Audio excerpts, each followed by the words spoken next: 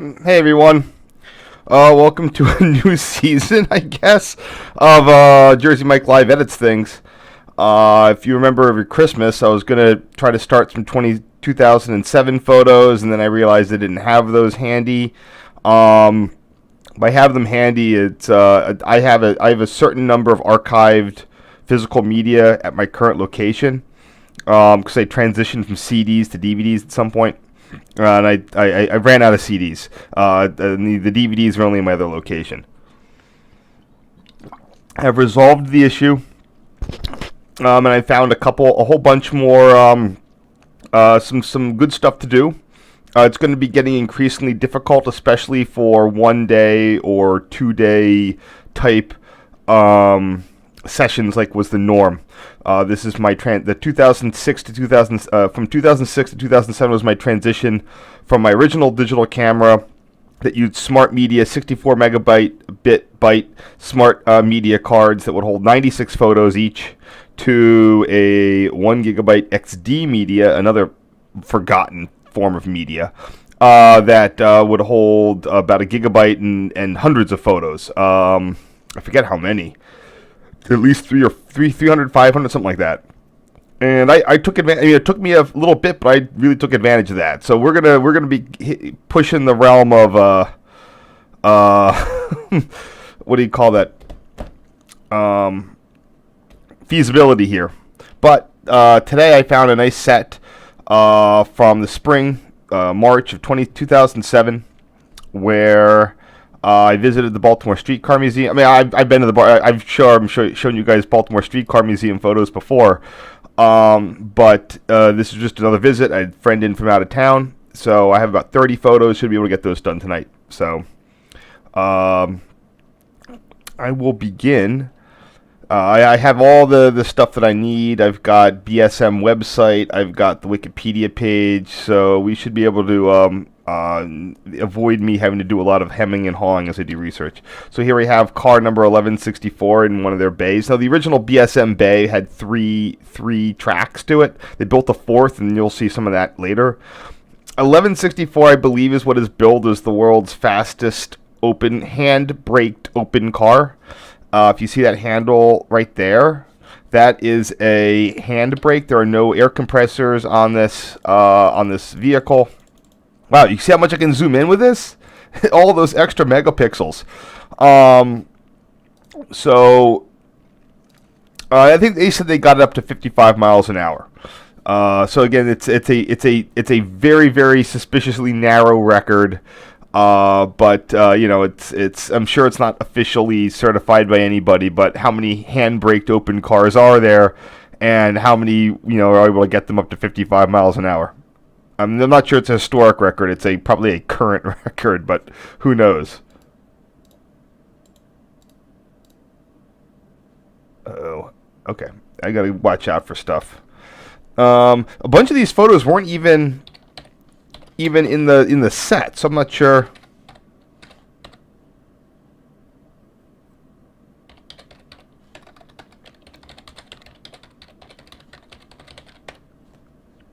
So I'm not sure what the deal with that was. Like, why would I not have a whole bunch of photos that these weren't that bad. That's not a bad photo. I mean, it's not the greatest, but today, yeah, a bunch of stuff back in the day, I would definitely throw marginal ones aside more frequently, but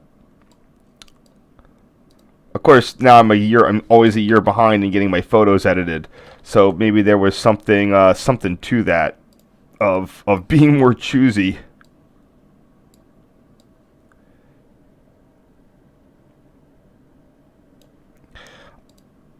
One of these, I'll mention it later at some point when I get there, but this was what the BSM was so close to me that I just didn't go there very often because it was within walking distance, and a lot of people would be like, "Oh, I didn't even have a membership," because it just wasn't, maybe I don't know, it just wasn't something I could really put points into.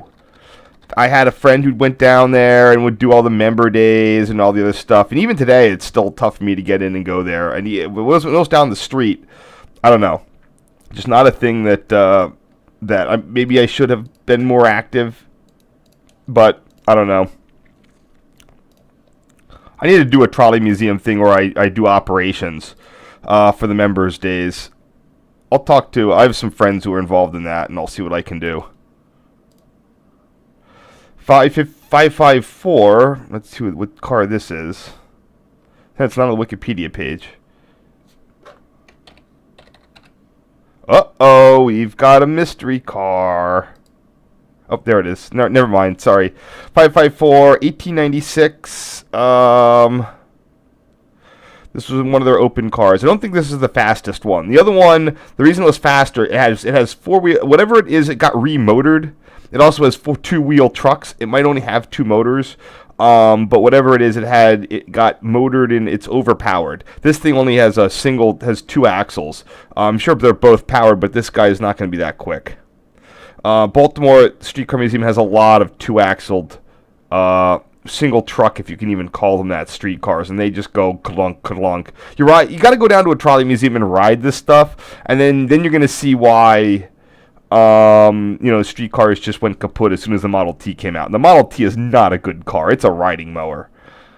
But anyway, but if you ever go and experience what a pre-1920s streetcar as a form of transportation, again, you can see why you have to be honest. You have to be honest that even compared to a crummy 1920s Model T, that these were kind of slow.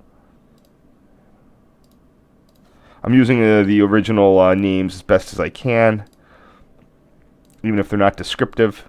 These vehicles can literally be nowhere else.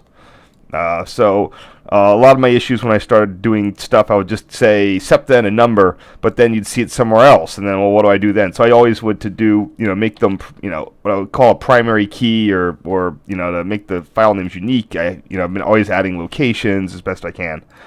But at the BSM, these things only could be in one location. So like here's 7407, and I had probably because it was, I had another photo of it, so I just mentioned this time it's on the loop.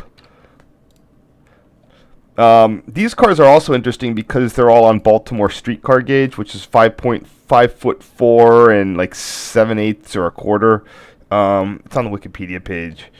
5'4.5". It's one of the only things that use this gauge. The interesting part is that it's fairly easy for them to convert SEPTA trolleys at Pennsylvania streetcar gauge, which is either 5'2.5" or 5'2.25". It's effectively interchangeable.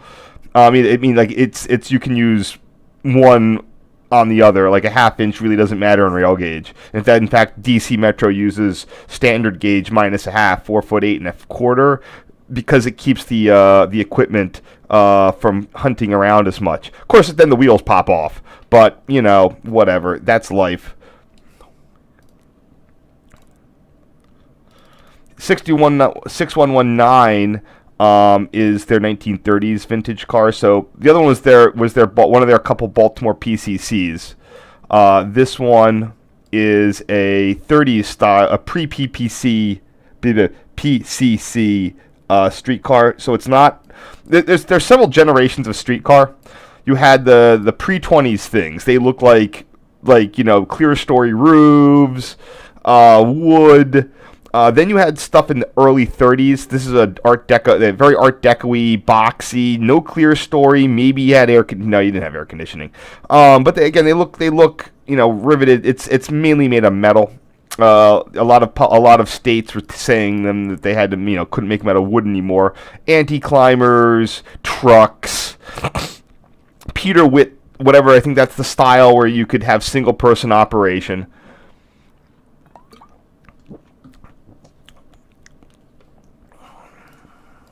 Oops, damn it. And then you had PCCs or the Brill liners. For the record, I am not a trolley aficionado. I can talk the talk. I know enough to get in trouble, but I am not. What am I doing here? There it goes. So here's their putting the tracks into Bay 4. I don't know if Bay 4 already has things in it. I think I see there's the sweeper in there. But they had a multiple years long project. By multiple years, I mean it's volunteers. It's what they can get done on any particular weekend. Baltimore Streetcar also had any time that the city would find rail, the city would drop it off. When they were digging up a street and they had girder rail they'd find from the streetcar era, they'd know to drop it off at BSM. So BSM has as much rail as it's ever going to need. And in this case, they were going to redo their switches and put in and basically get access to these extra bays. I think this one had also been cut. There's a pre-rebuild and a post-rebuild. This is where I go to my overhead. For those of you who don't know, the Baltimore Streetcar Museum is located right there, in the highlighted section right there. That's right. It's walking distance to Penn Station, which is right there. Oops. So the original 3 bays was 1, 2, 3, and then they were able to go in, and I think this track here that went in front of the museum would roll into Bay 3. And then they changed it so that there was a 4th bay, and they added this switch, and then they added this other switch there. So I think they have. I'm not sure if that's. Oh yeah, okay. There's a switch. There's a track that comes out there, and they have that. So they can do a variety of things. They can put things in pockets and move them around more effectively. So all of this there that you see in the concrete is what they called the Melbourne track construction method.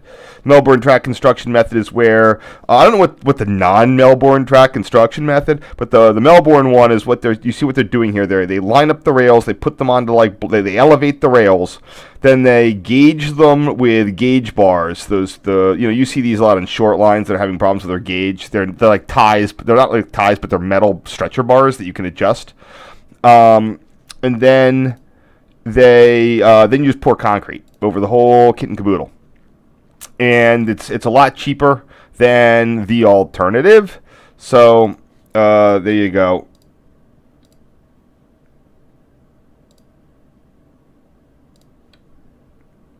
I had that explained to me once.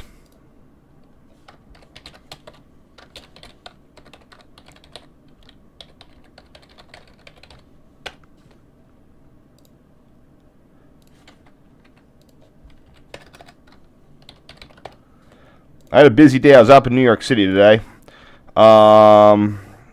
getting some stuff with the Long Island Railroad and other things.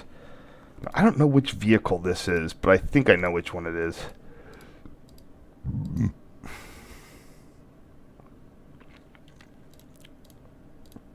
Come on.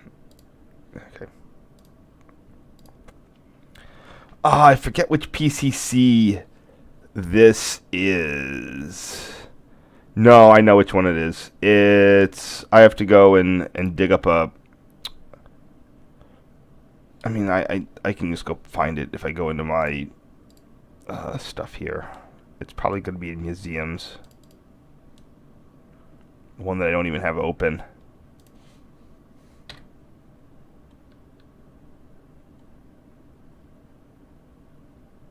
I think it's 2168 because I know it's a Philly one.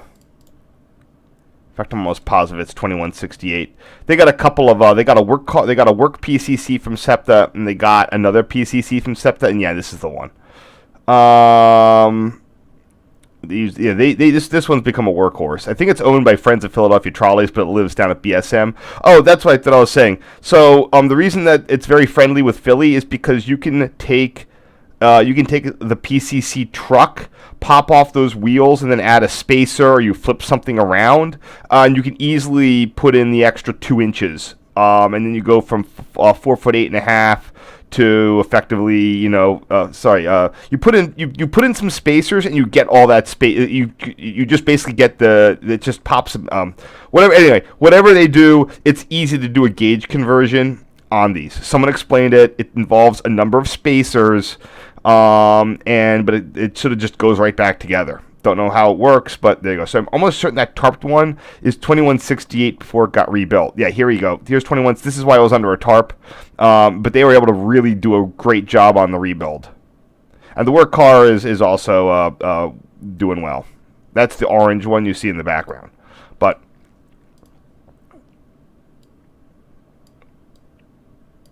in 2007, 2168 was still under a tarp. This is another reason that I'm glad I'm still doing these 2007s, because there was still a whole bunch of stuff that I wasn't great with, or I didn't have the information.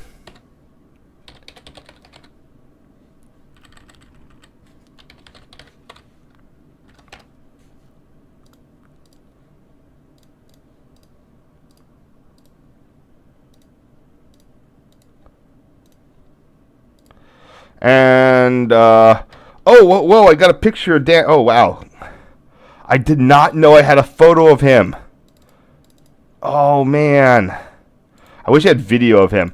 All right, I'm going to do a quick photo. Let me see what I got next here. Wow, I mean, I even acknowledged him in the photo. So, that guy there is Dan Lawrence. He was a very well-known contributor to the Subchat Transit Forum. I knew him on Subchat, and then it was like, oh, he was a very, very long time member of BSM, might even been a founding, like someone who was there from day one. Unfortunately, no, again, he had this handlebar mustache. He talked very distinctively. It's very hard to describe, almost like a Wild Western, not like a David Carradine, but like someone he talked like he was from the 19th century. And he had his grandson I met once, and his grandson had picked up all his mannerisms and was also into the trolleys. So I'm sure that kid's parents were probably pissed off that Dan had converted the grandson. But anyway, unfortunately, I won't say it's a cautionary tale. Dan started having, I know he was diabetic, and at one point he kind of became persona non grata. Despite all his many years of efforts, he kind of crashed a trolley. At the time they thought it was, or it might have been related to a diabetic issue, and that might have been the case.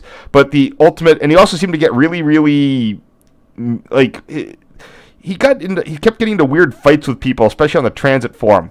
Ultimately, what happened is that he was suffering from an Alzheimer's or dementia-related cognitive decline, and it was just sort of, at first it manifested as personality issues and or judgment problems.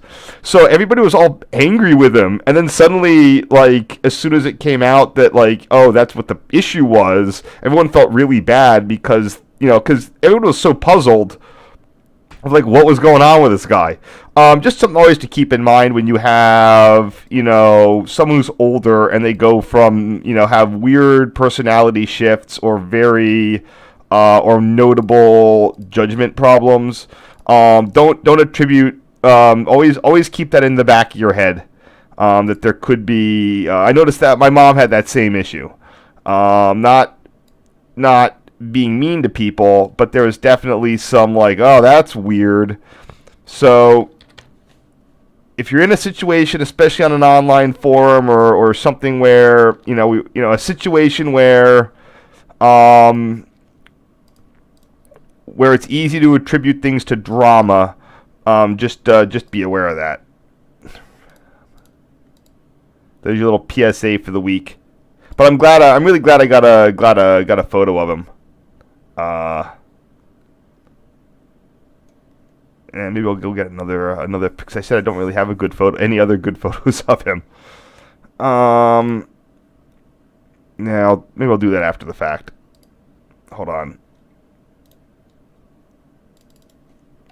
Here's both of our, the one that you see there, 6119, that was the real PCC workhorse of the BSM before it got in the SEPTA 2168. They have another BSM PCC that's been under restoration for decades. It's yellow. It's BTC yellow. If you've been to San Francisco, you've seen probably one there's a Baltimore painted streetcar there. But it's an oddball kind. There's a whole bunch of different PCCs like St. Louis, Pullman. Are they electric? Are they Westinghouse? Do they have air systems? Whatever it is, it's just sort of an odd. I mean, they've been trying to restore it. I don't know what the issue is, but They've been slowly doing that, like literally fabricating components for like the light fixtures out of like literally going to machine shops and getting people to fabricate things for it.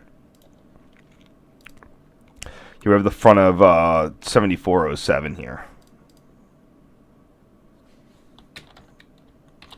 What's interesting is that 2169 really stole a lot of 7407's thunder.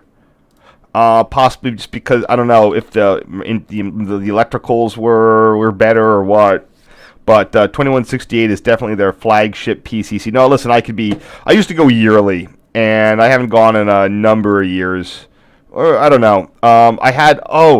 Unfortunately, I had an invitation to go there on a special day for photos. But I couldn't make it. I need to recontact that person just to let them know that I would be interested, and because I feel bad that I couldn't go. So I'll see if I can contact them, because I really want to get back in touch. I have other friends who go there as well. I just need to let them know, like, dude, when you go to the BSM, please tell me. I want a reason to go there. I finally got up to National Capital though, so BSM is far, far superior to National Capital. National Capital it's worth going, but they really don't have a lot going on. They have a neat collection, but it doesn't do much. And I'm not sure what it is, but Baltimore is way more accessible, and they kind of have they have fewer things, but neater things. Here we are inside the Art Deco car, number 6119. On nice days, a PC. They'll usually run one PCC, they'll run 6119, and then they'll run one of their older equipment. And I'll show you which one they typically run. And as you go into the summers, they'll have more open cars, but they tend not to run more than 3 a day. Or maybe they'll bring stuff in, put it out. BSM really supports people that can afford to be there on their weekends. And there's nothing wrong with that. It's people. Interesting thing here. This is before BSM. They extended their second track all the way down to the Maryland Salt. There's a state road maintenance depot, and they extended that second track a good quarter mile back behind me. That was another one of their major projects they did. Because they'd been picking up rail and stuff, saving up rail for so many years. That's the CSX Baltimore Beltline as it makes its crawl up from Howard Street Tunnel, Mount Royal, around. It goes up and around the hill. See right there? 2-track, although one's a siding. That was also the site, that loopy track there is also the site of the 1896 electrification system, using that overhead sort of Z shuttle. Eventually converted to third rail up to the 1950s. They just needed stuff to tow them out, steam engines up and around the heavy grade. And you can see how the Baltimore Beltline. It's odd. Baltimore is hillier than it might think, but you can just see the work they had to do to cut out to go. The city has a lot of. It's like the railroads in Baltimore have to go against the grain of the topography. So both the PR and the B&O had to really do a lot of tunnels to get across the normal ridges of the town. So you can see on this the Google terrain map how the Baltimore Beltline had to cut around, and that was built in the 1890s. So it was a pretty late railroad. It gave the B&O access to the Philly market. And today it's it's the East Coast freight route, such as it is. There's 2187 again. That's that red painted work car. So that's what it looks like today. After they've done, I don't know how much overhead line maintenance. They have to. I mean, I'm sure they use it. I'm not, Oh, whoa, wait, hold on. Oh, I have 2 photos here. This is one of those photos I trashed. Okay, here we go.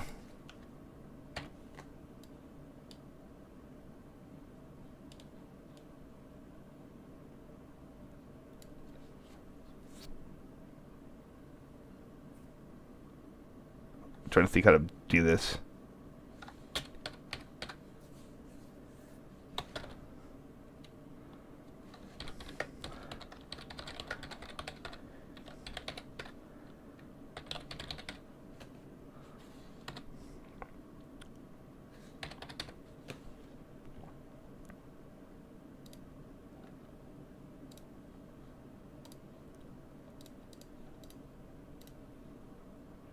All right, that's our first 12. Let me see if you'll have any questions.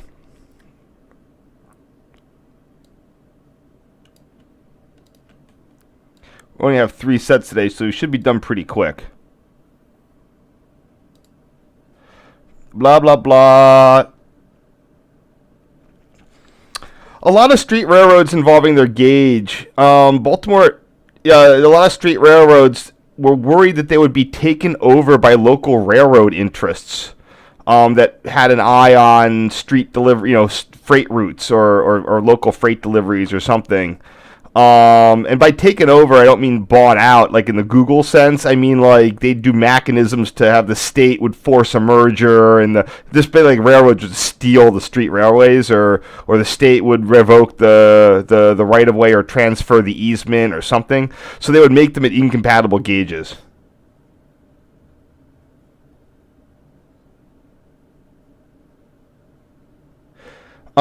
I don't know if Baltimore did a lot of freight. The museum doesn't have any freight locomotives, except for no, it does not. It doesn't really have any, or even mention them.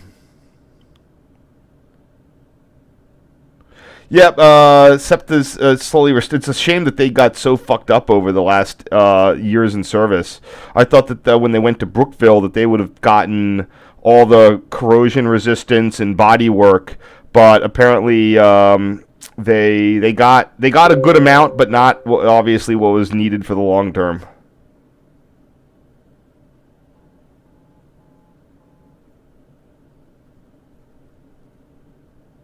Oh, all those weird railroads leases. The Union, the DC Union Terminal is the same way.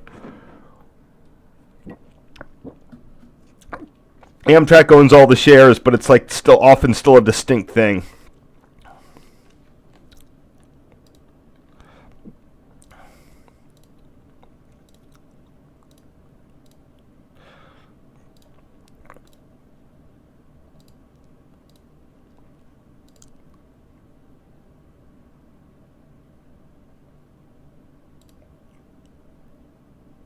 Okay, here's the one that the reason I deleted that other photo was just because I felt I didn't need it. But it's one of those, you never know what you're going to need, because, again, these capture what the line was like before they built that second track. I also need to keep reminding myself that I have way more pixels to work with here. So I can sharpen these a little bit better. I can zoom in more. I went from 3 megapixels to 10 back in 2006. So there you go. That's a help.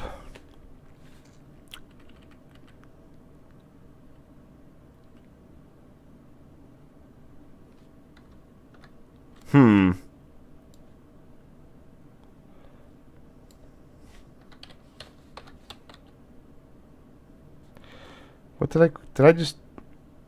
Okay, yeah, that's what I wanted.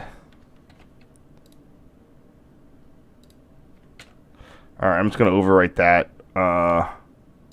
Wait, hold on.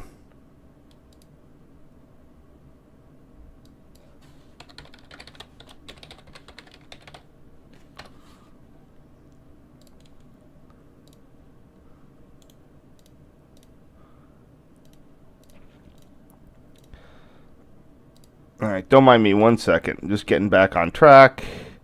Okay, yeah, wow, I deleted a whole bunch of things here. So,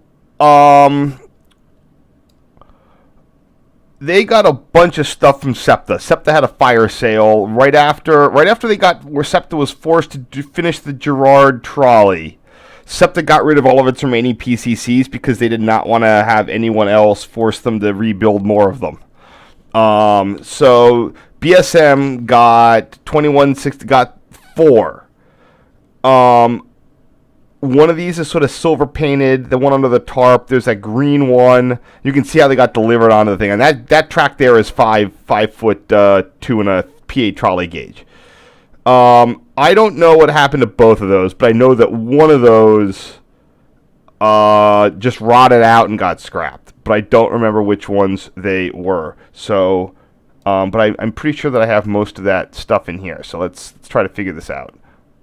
Yeah, see, there's the double tarped ones.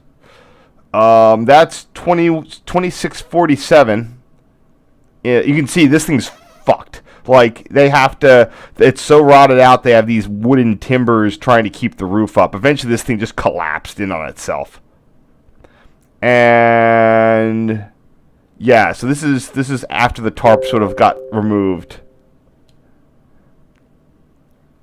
And here is 2728. And I don't know what happened to 2728. They might have both gotten one. So, but 2647 is done for. 2728. I can look that up in a second. Hold on. So what is this? 2647 and 2728. Come on. Okay.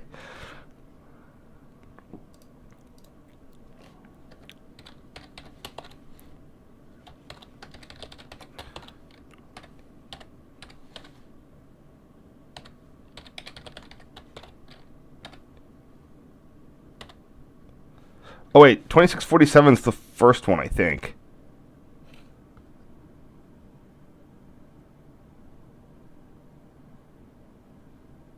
Oh, which two are those?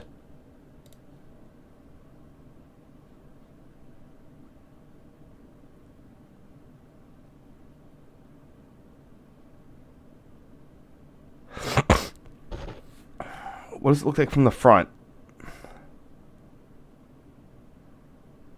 Yeah, that's green.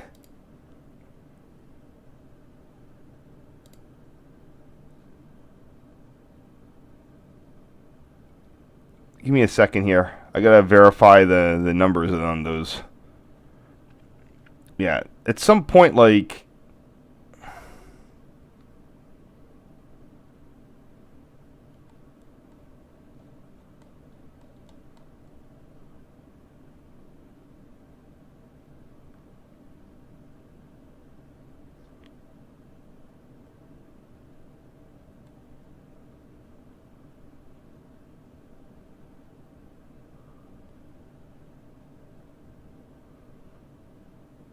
Sorry, one second.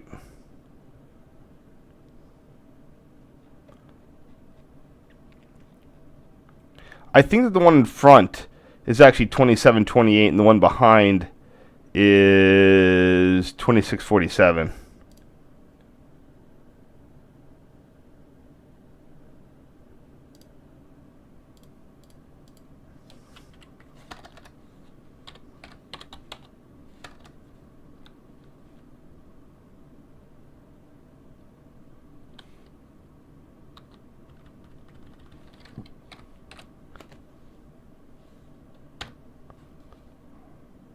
I don't know. Hopefully I have some more photos on those. But something's weird. I'm going to search that in just a second to see what's going on.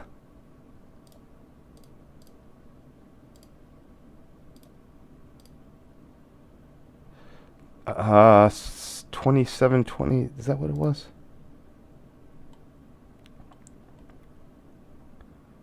Yeah, 2728. It's actually a PTC 2728.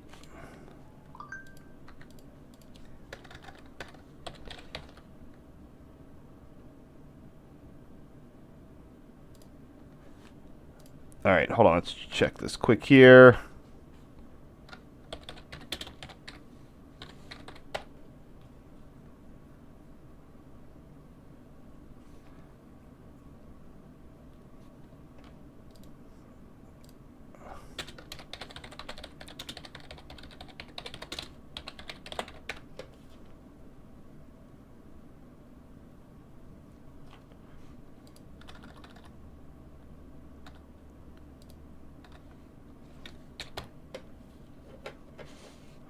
Sorry.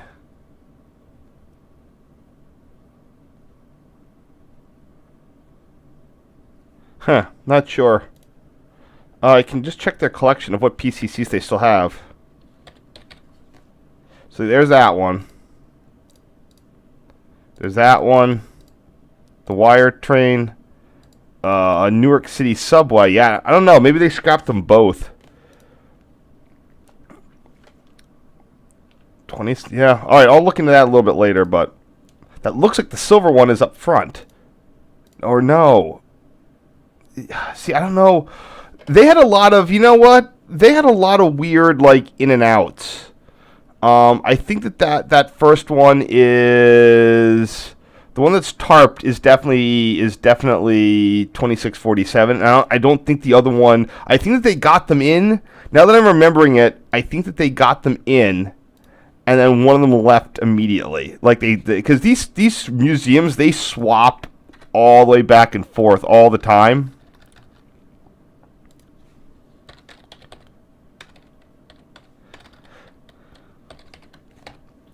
So I know that there's a story.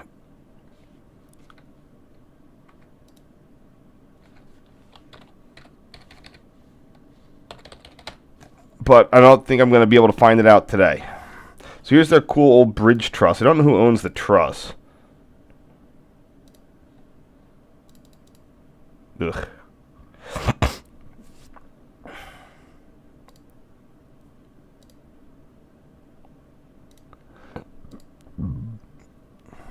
Oh, you can see how much there's. That's where the new main line came in, and they'd been just slowly building it.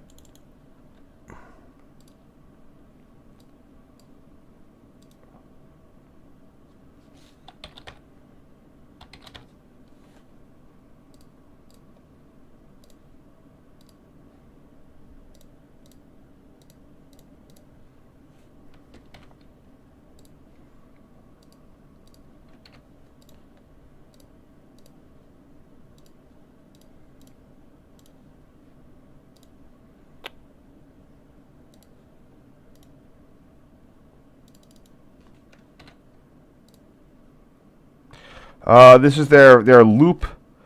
This is exactly the way it is today. They originally built one track down with a loop on both ends, and now they sort of have two tracks and a loop on both ends. But the loop also has a passing siding. It's shorter. The Washington National Capitol has a longer track, but they don't seem to do much with it.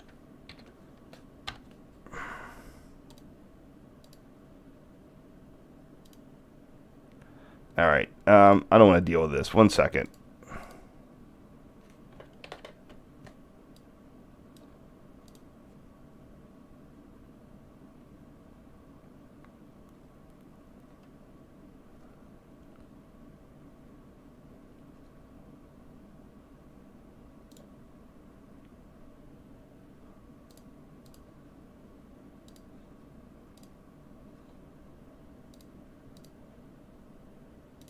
Okay. I need a better naming scheme here.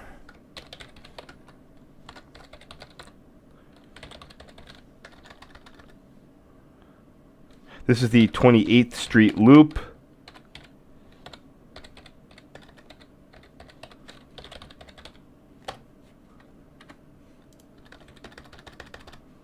All right, that does it. And there's your 28th Street Loop siding.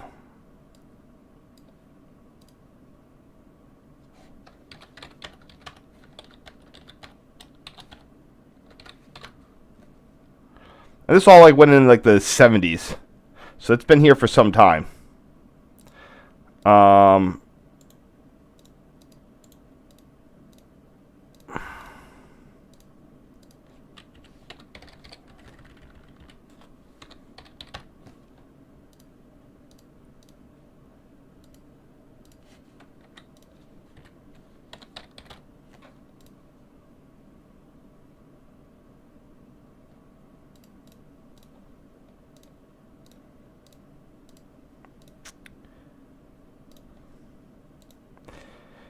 Looks like I'm still in 6119 with some peeps.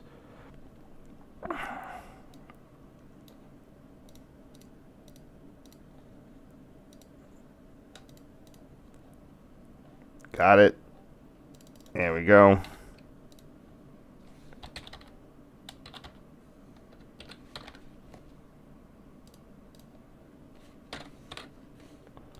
The leather interior on this, I don't think it's. I'm sure it's some sort of faux leather, but it's been very well cared for.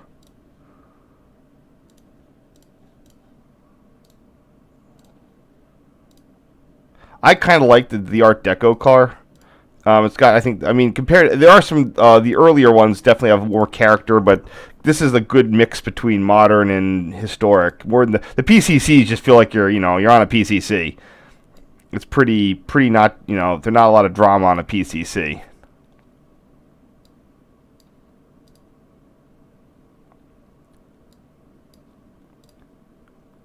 There's 28th Street.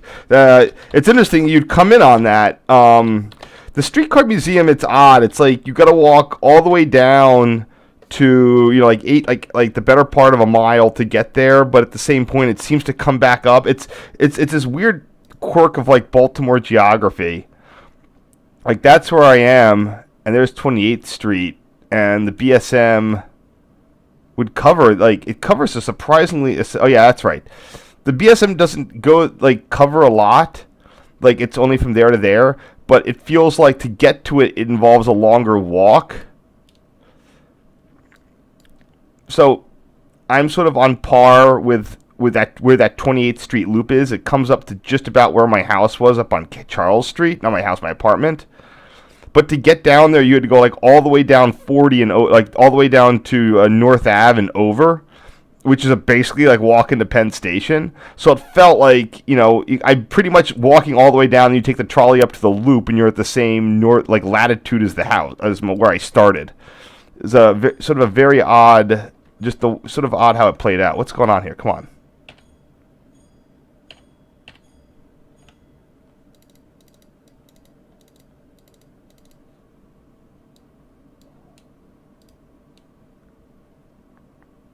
All right, there we go. That looks good. Okay.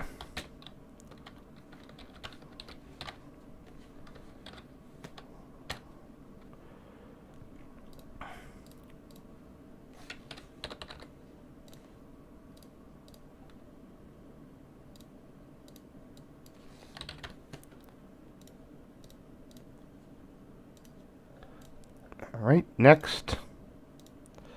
It's just a blurry photo of the main line, but I'm sure I skipped this. Yeah, one more. Yeah, I'm sure I skipped this, but it's still worth saving today because again they've completed that as their second main track.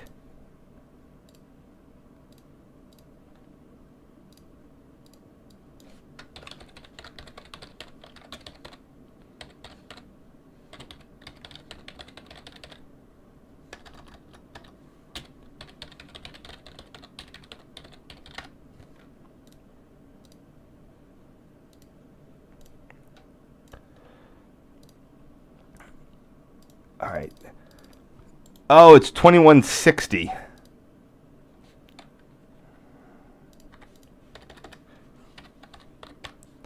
Cool. You see, now I have a number to go with it, and I'll be able to save out the photo and properly list the number. 2160.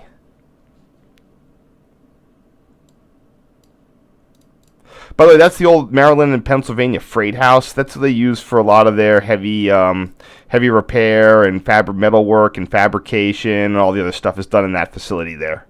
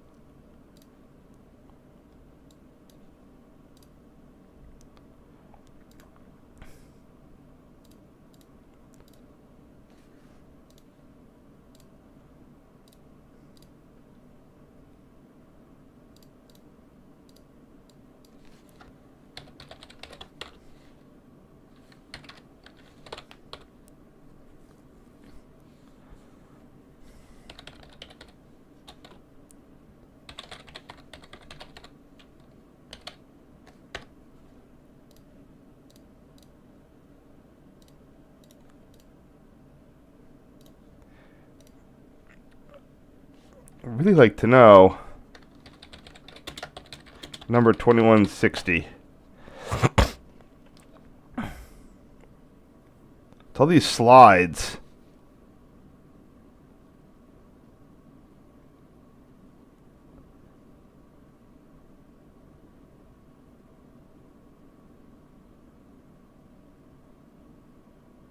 Okay, here we go.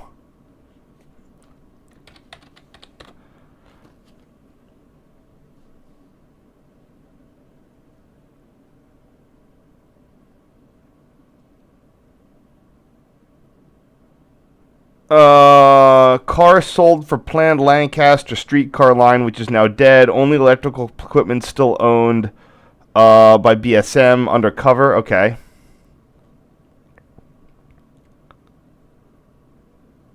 It's the work car. All right. Only electrical.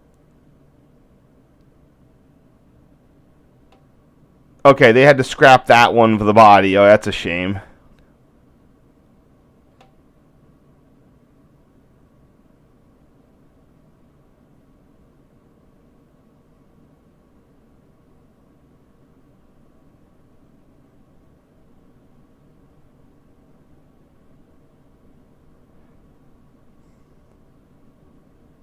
Yep, 2728.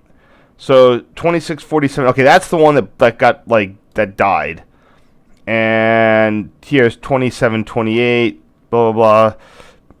Sold for money. That also went to Lancaster. All right, that's what's going on there.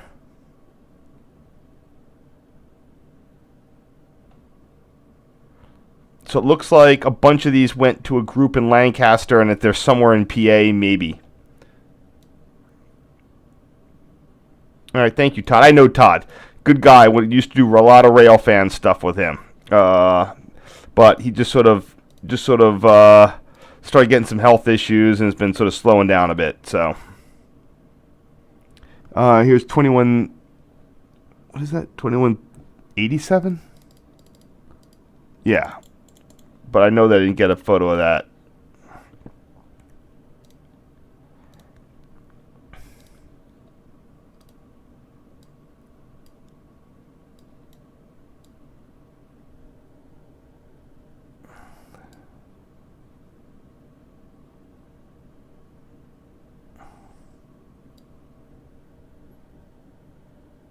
Sorry. All right, there we go. See, that's why I'm glad I went through these, because those other cars are like sort of either scrapped or you know, gone, you know, out of public circulation.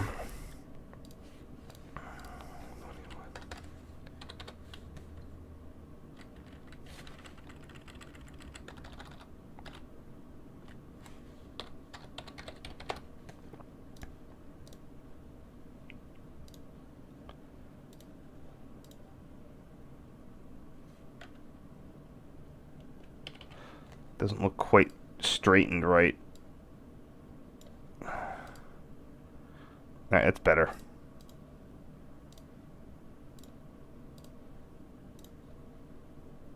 And sorry if this is taking. I don't know why this is taking so long. And here we have the old substation.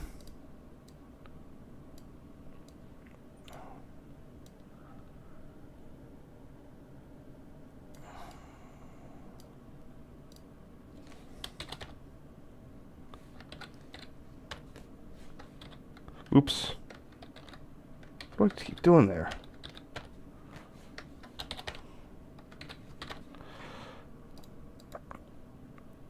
They have. I've been in the substation. They just have a little solid state silicon rectifier in there. It's kind of. Oopsies. It's kind of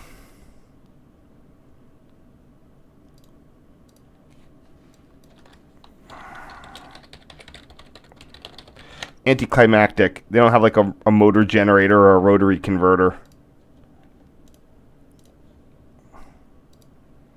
This is just the old Baltimore trolley map. Not really sure what to do with this. Yeah, you can't really see anything with it. Did I even save anything with this? I don't even think I saved this. I don't even know if I should.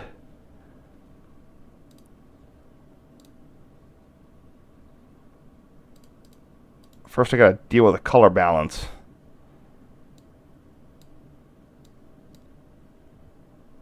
That's a bit better.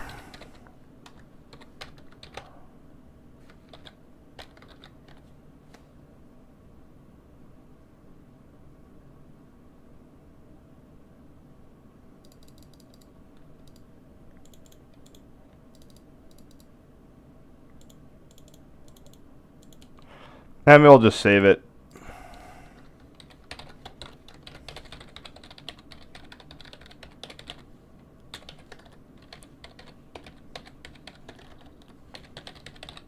Without a resize, so people can zoom in.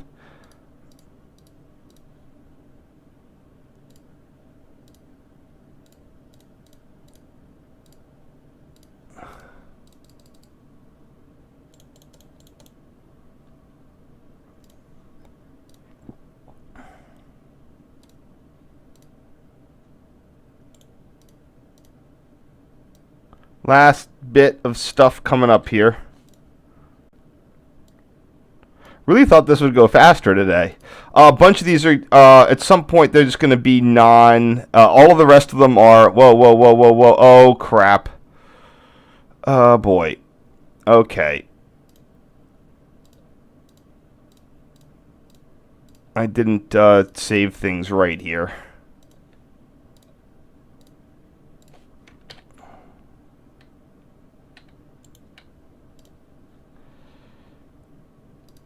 Oh, I hate when this happens.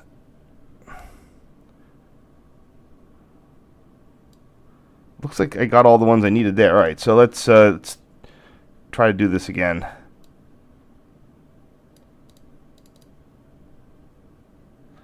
Oh, okay. Wait, these are supposed to be by date.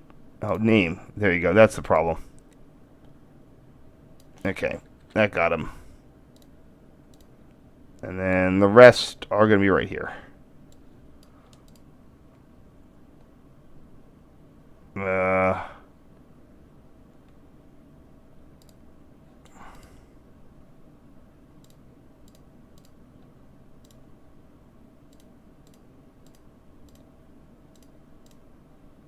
Oh, I took 2 photos of the map.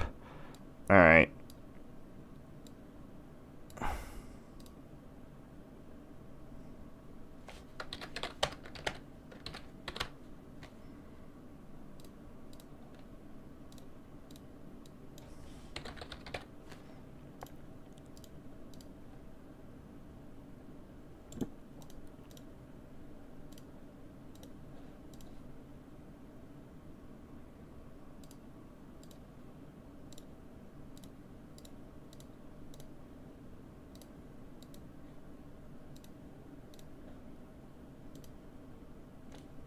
Sorry, it's a rather large file. It doesn't really matter. Okay. Sorry, the last few... Oh, okay, so here's 554 again. And I think this... That car really presents well. I don't usually see this one out. I guess it's usually an open car, so they only use it in warmer weather. And this is the date on this. I thought was March.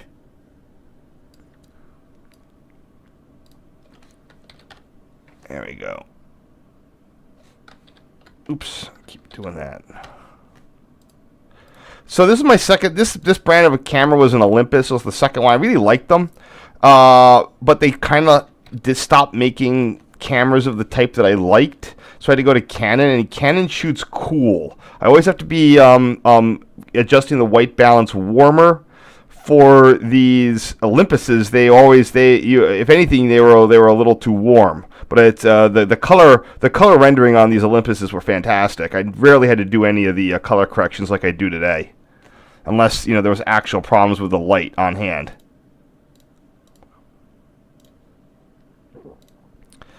Okie doke. I've been putting a little bit of work into it to adjust some. So again, these are the stuff just in my normal neighborhood. So it's the Saints Philip and James Catholic Church. Sorry if this is going to be a little non-railroady, but I can always just go on to a couple things in the neighborhood. Yeah, this is just, it was always interesting because this, the Catholic Church was up the way. It was actually across from what used to be the old convent was across the street. I never went in. But there was the grounds were immaculate, but it was all fenced off and covered in security cameras. So it was just very highly representative of the Catholic Church, and the fact that the various Protestant churches in the area were always advertising their outreach and didn't have much nothing in the way of putting on airs, and this one was quite the ritzy location. I don't know if this was the seat of the bishop for Baltimore or not, but it had a lot of additional it had the rectory or whatever they call that was also pretty substantial. I don't think it had a school attached to it though.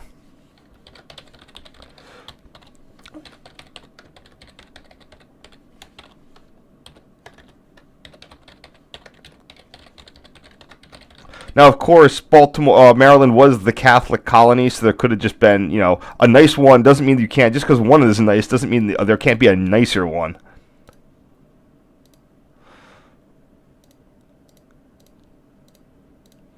All right. Okay, there's the cherry tree.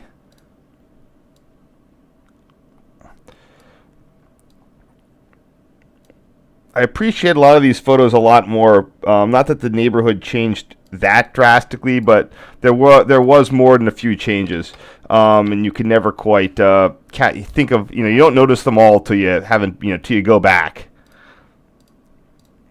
I definitely have not been going into the church. I have not been going into the city as much as I thought I would after I moved out.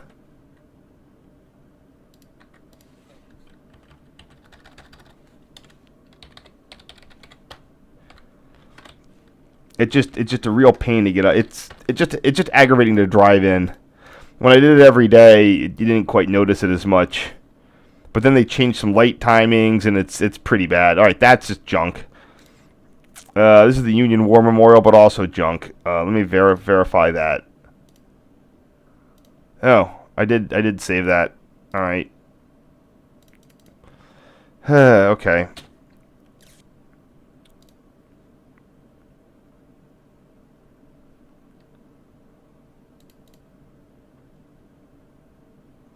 $42. Oops, wrong thing.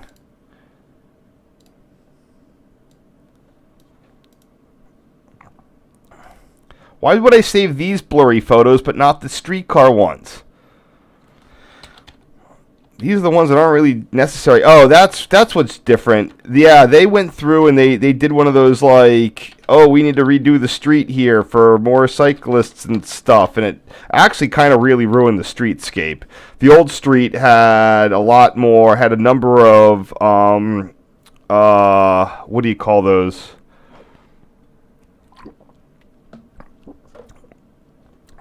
Like islands.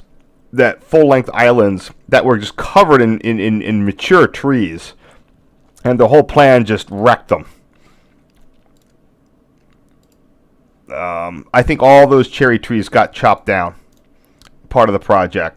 Unbelievable.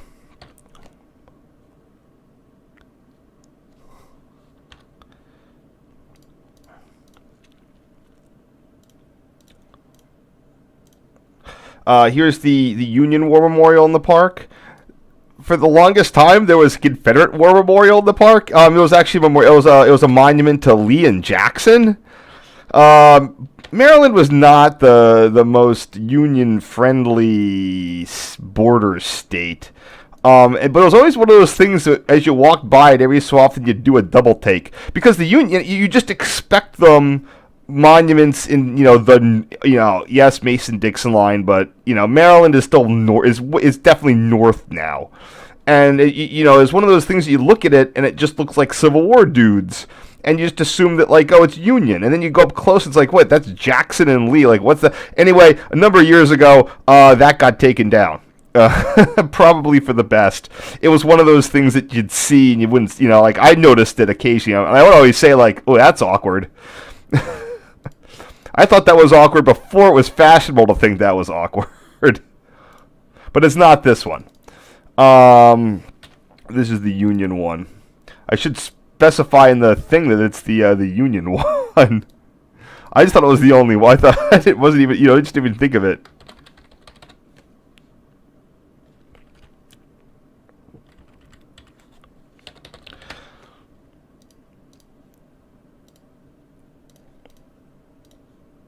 Here.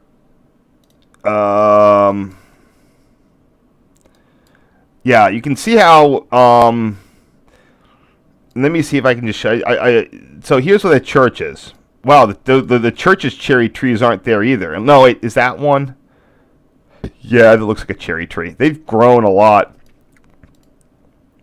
So I just want to do a little street view thing. Yeah, that's got to be a cherry tree. So this is how it is today. That sort of parking thing is there. They widened that parking road, the frontage road. They put in a new frontage road, and they made the existing road one lane. Oh, God, it was just like they just rearranged a whole goddamn bunch of deck chairs and made everything worse. Let me see if I can go back in time enough to find before they ruined it. That's when they are ruining it. Okay, here's how it used to be. They went through a number of rounds of ruining it. Okay, here we go. Here's how it originally was.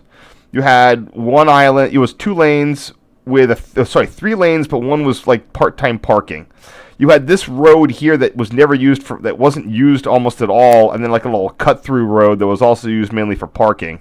Really hard narrow parallel parking. Then you had this road that was also for parking. But all the trees are mature, and no one was really complaining about it. Step 1 was that that road that would curve around in front of the Union Memorial, they turned that into a promenade, and they cut this one through. I was fine with that. And then they just went through with this new thing, and then it's sort of like, it turns into this 2 lane into 1 lane, but they still have parking, and all the trees are gone. So, big middle finger to them. Did not help.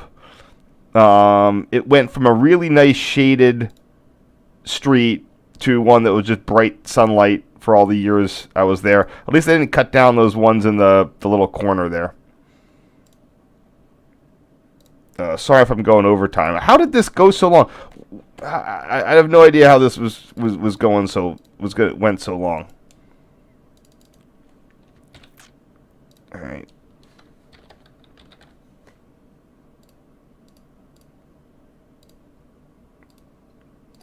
I'm only doing these because they're in the set.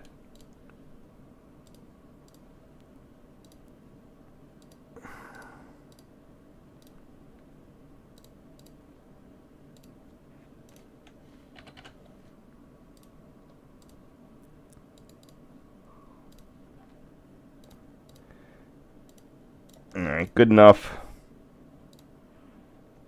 Yep, more, it's say I walked up the street and took pictures of all these flowering cherry trees. I'm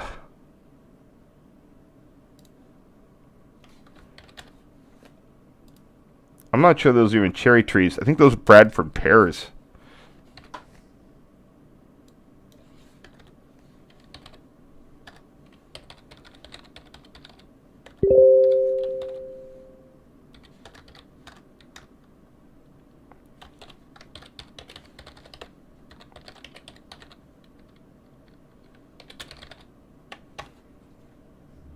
Oops.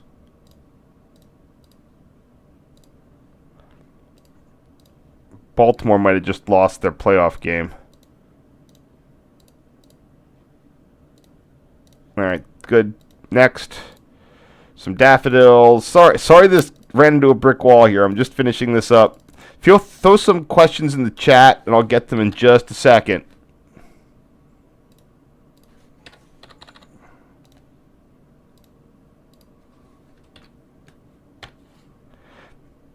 The park that I'm right on here is the Wyman Dell. God damn it. all these photos of grass is resulting in very high file sizes that I'm trying to avoid. And at least it's nice to have gotten, because again, Bo, and here's another interesting thing that I want to bring up in this brief period of time as you're seeing a lot. So, I had a lot more leeway to take photos, although before I would take non-railroad photos too. But the interesting thing to consider is that here in March of 2007, this is just on the cusp of the iPhone and camera phones. So to go and get the slice of life photos in 2007, you had to tote around a camera. This was also the issue why it was a lot more fashionable for police to harass rail fan photographer people, because you had to tote around a camera. It was easy. It was easy to enforce. The guy, if you didn't have a camera, you're like, what are you going to do? Collect a 480 by 120 pixel flip phone picture? And this was, this is right on the cusp of the smartphone revolution, where suddenly cameras are taking better pictures than a DSLR, and making it easy for anyone to capture everything. But up until this point, no one had a phone. No one had a reasonable camera in their pocket. So you had to go, and that's just what made, going around and capturing this stuff. And Street View was all low res. So, that is what's in. I'm glad it's the most interesting non-rail photos I always get are these ones in the pre-smartphone. Not that I don't capture interesting photos in my smartphone. They're great, but the ones that always turn out to be more significant are the ones I got before everyone had an iPhone, because I know that it's not me and a billion other people who have this. It's probably just me and a few other people. All right, that's the last one. Sorry about that last bit of the set there. I'm gonna check the stuff real quick.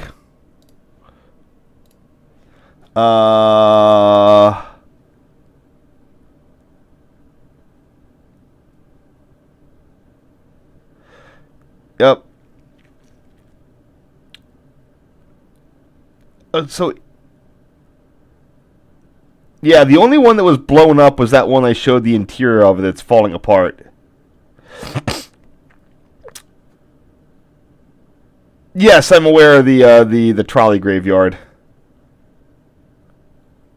So yeah, I'm not resentful that everyone can take photos, but I'm more cognizant of the fact of pre-2007 or even 2010, depending on how long it took the iPhone and stuff. Before that era, documentation of stuff is going to be a little more important, especially to go through like I'm doing now, make sure that they're up online with good quality and such. Anyway, thanks for watching. I got to get going. I don't know when I'll be back. Won't be at least for 3-ish weeks. So this upcoming weekend I'm in Boston. The following weekend I'm going to be in Phoenix, and then I'll be back. I might do another one. I got to see what I have on tap. It's going to start getting a lot harder to put these together. Like I said, it used to be before I would either have 90 photos, maybe I would have 180 up to, at the very most. But I'm looking at stuff, like let's see what I have here. Like when I went to Dallas, this is actually 2 sets. But they start to expand rapidly. Hold on. Yeah, I'm starting to get stuff up like 200. And 200 doing 50, that's 5 days. So I'm going to have to do 5 sets. That's like an entire Thanksgiving break. That's an entire Christmas. So trying to get through these is going to be way harder. Like before, I had a bunch of photos that I thought there were like 30 of them, and there was a whole bunch of museum ship photos that I can actually talk to. That's a lot of neat stuff. I'm not the ship guy, but there's still a lot of neat stuff that I can go into here. And I never saved these, and I definitely want to, even though it's just a stupid ass museum ship and everybody else has photos of these stuff. I'd like to get it out.